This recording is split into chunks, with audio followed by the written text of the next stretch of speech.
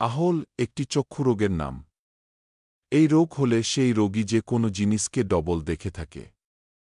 সেজন্য এই আহল রোগীকে দ্বিদর্শীও বলা হয়। একদা এক আহলের কাছে একটি কবুতর উড়ে এসে বসেছিল। আহল লোকটি কবুতরটিকে বারবার ভালো করে দেখছিলেন। কিছুক্ষণ পর সেই কবুতরের মালিক এসে উপস্থিত হল। তিনি বললেন, মহাশয়, এই কবুতরটি আমার। একে ধরে নিতে আমাকে সাহায্য করুন। দ্বিদর্শী লোকটি তখন বললেন, কবুতর একটি নয়, দুটি। অতএব আপনার মালিকানার দাবি টেকে না। অন্য কেউ এই কবুতর দয়ের মালিক। তিনি এলে তাকেই কবুতর দয় ফেরত দেব।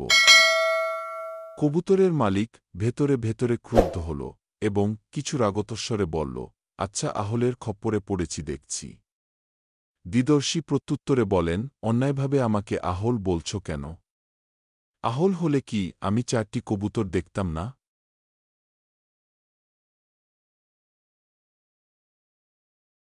এই গল্প থেকে আমরা কি শিখলাম? বাস্তবতাকে অস্বীকার করে অযথা যুক্তিতর্ক করলে সমস্যার সমাধান না হয়, বরং আরও জটিলতা তৈরি হয়।